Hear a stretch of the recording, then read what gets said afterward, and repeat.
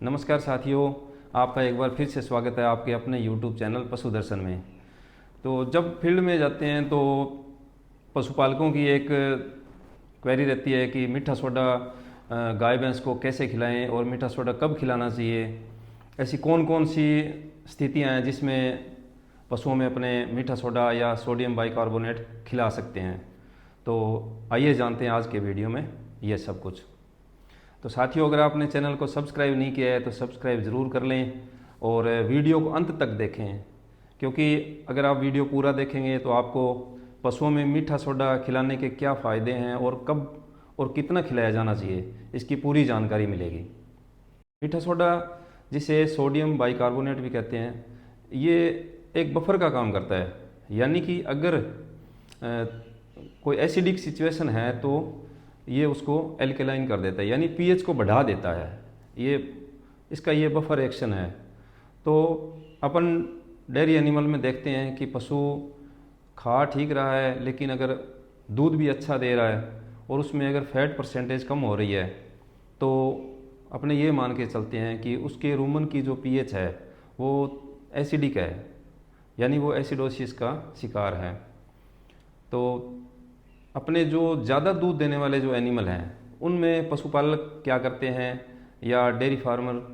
क्या करते हैं कि ज़्यादा उत्पादन लेने के लिए वो पशुओं को हरा चारा और जो रफेज है यानी सूखा चारा है उसकी बजाय जो कंसंट्रेट मिक्सचर है, यानी कि दाना मिक्सचर जिसमें ग्रेन है, वो ज़्यादा खिलाते हैं ज़्यादा दूध उत्पादन लेने के लिए।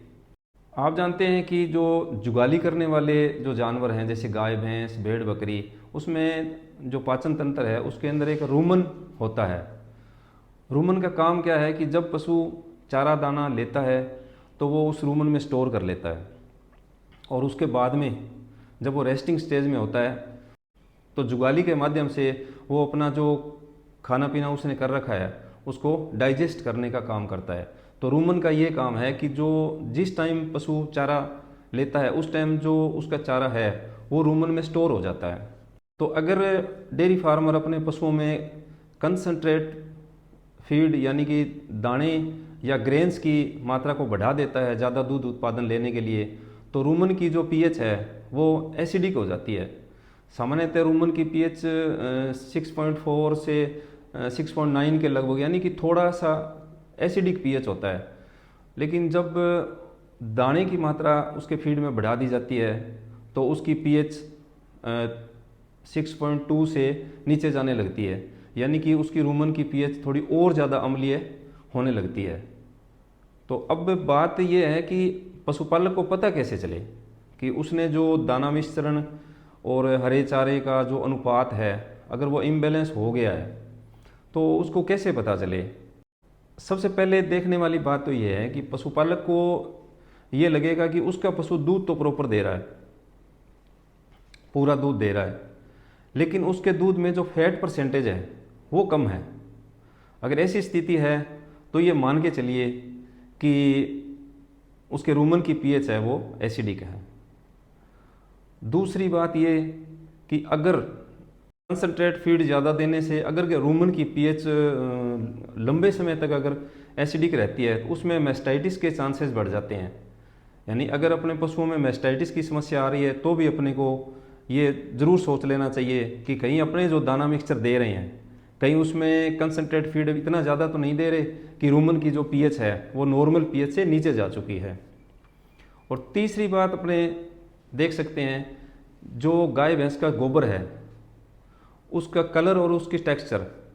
अगर अपने पशुओं में क्रोनिक डायरिया है, गोबर पतला कर रहा है और गोबर में अनडाइजेस्टेड जो फाइबर कंटेंट है अगर वो निकल रहे हैं तो ये मान के चलिए कि राशन में बदलाव करने की आवश्यकता है। तो इस प्रकार ज़्यादा दूध उत्पादन लेने के चक्कर में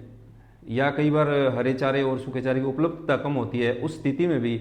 अपने जो दाना मिश्रण पशु में ज़्यादा कर देते हैं तो उसके रिजल्ट्स क्या आते हैं। एक तो रूमन की पीएच कम हो जाती है, एक दूध में फैट परसेंटेज कम हो जाती है और एक पशु पानी कम पीता है। पशु का जो फाइबर डाइजेशन है, रफेज को जो पचाने की प्रोसेस है वो कम हो जाती है, क्योंकि रूमन की जब पीएच 6.2 से नीचे चली जाती है तो जो रूमन के माइक्रोफ्लोरा हैं वो कम होना शुरू हो जाते हैं, और जब पीएच 5 से नीचे चली जाती है तो माइक्रोफ्लोरा मरना शुरू हो जाते हैं, यानी कि माइक्रोफ्लोरा की बहुत ही कमी हो जाती है रूमन में। तो उस टाइम अपना पशु एसिडोसिस से ग्रसित हो जाता है और अपने को क्लियर पता चलता है कि पशु में एसिडोसिस हो चुकी है। तो ऐसी स्थिति में अगर पशु दूध बढ़िया दे रहा है और उसमें फैट परसेंटेज कम है और उसके गोबर में पतलापन है और उसका जो फाइबर डाइजेशन है वो कम है और पानी कम पीता है, तो ये अगर लक्षण अपने पशु में आ रहे हैं तो हमें उसके जो चारा देने का जो अपना फार्मूला है उसमें चेंज करने की आवश्यकता है। और ऐसी स्थिति में मीठा सोडे का रोल है। अगर रूमन एसिडोसिस है तो अपने मीठा सोडा अगर देंगे तो रूमन की जैसे ही पीएच नॉर्मल रेंज में आएगी, यानी 6.4 से 6.9 के आसपास जब भी, तो ये आते ही दूध में फैट की मात्रा बढ़ जाएगी। इसके साथ ही रूमन की जो पीएच नॉर्मल रेंज में जैसे ही आएगी तो रूमन के जो माइक्रोफ्लोरा हैं उनकी संख्या बढ़ना शुरू हो जाएगी और उसका पाचन भी बढ़िया हो जाएगा और मैस्टाइटिस की समस्या आने के चांसेस भी कम हो जाएंगे और पशु बड़ा हेल्दी हो जाएगा। तो साथियों, मीठा सोडे का इतना मतलब महत्वपूर्ण रोल है रूमन पीएच को मेंटेन करने के लिए, जो आपने ये सब जाना। तो अगर पशु के रूमन की पीएच डिस्टर्ब हो गई है, यानी अपने ज़्यादा दाना देने की वजह से या हरे चारे की किल्लत है, सूखा चारा नहीं मिल रहा है, कोई भी अगर इस प्रकार की स्थिति है तो अपने रूमन की पीएच को मीठा सोडा खिलाकर पशु की रूमन की पीएच को नॉर्मल रेंज में ला सकते हैं और पशु अपने पीक प्रोडक्शन पे वापस आ जाता है। अब बात करें कि रूमन की जो पीएच है या उसके माइक्रोफ्लोरा है या पशु का जो डाइजेशन सिस्टम है वो डिस्टर्ब ना हो, तो उसके लिए आपके लिए एक महत्वपूर्ण राय ये है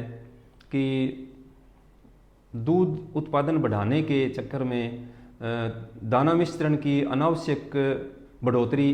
उसकी डेली डाइट में नहीं करनी चाहिए और पशु को आवश्यक मात्रा में हरा चारा और रफेज ज़रूर खिलाया जाना चाहिए। क्योंकि अगर पशु को रफेज खिलाया जाता है तो उससे क्या है कि पशु में जो लार बनने की जो प्रोसेस है वो तीव्र होती है, यानी पशु अगर रफेज खाता है तो उसमें लार ज़्यादा बनेगी, लार ज़्यादा बनेगी तो लार की वजह से भी रूमन की पीएच नॉर्मल रेंज में रहेगी, तो अपना पशु स्वस्थ रहेगा। अब ध्यान देने वाली बात यह है कि कई पशुपालक जैसे ही कोई पशु थोड़ा सा कम चारा शुरू करता है या कोई वैसे ही बीमार हो जाता है तो उसको सीधा सीधा है कि उसको मीठा सोडा खिला दो, तो ऐसा नहीं करना चाहिए। अगर एसिडोसिस की समस्या है तो ही मीठा सोडा किसी पशु चिकित्सक या जो पशु चिकित्सा विशेषज्ञ हैं उनसे राय लेके ही उसको मीठा सोडा खिलाया जाना चाहिए। सोडा कितना खिला सकते हैं? एक जो अडल्ट गाय है, मान लो डेयरी काऊ या भैंस, तो उसमें आप 30 से 60-70 ग्राम मीठा सोडा खिला सकते हैं। तो साथियों, आज आपने ये जानकारी ली कि मीठा सोडे का अपने पशुओं की रूमन हेल्थ में क्या क्या उसके रोल हैं। तो मुझे आशा है कि आपको ये जानकारी बहुत अच्छी लगी होगी, और अगर अच्छी लगे तो ज़्यादा शेयर करें ताकि ज़्यादा से ज़्यादा फार्मर्स को ये महत्वपूर्ण जानकारी मिले और वो इस जानकारी का फ़ायदा ले पाएँ और अपने पशुओं के जो स्वास्थ्य अगर अच्छा रख सकेंगे तो उत्पादन ज़्यादा ले सकेंगे। धन्यवाद।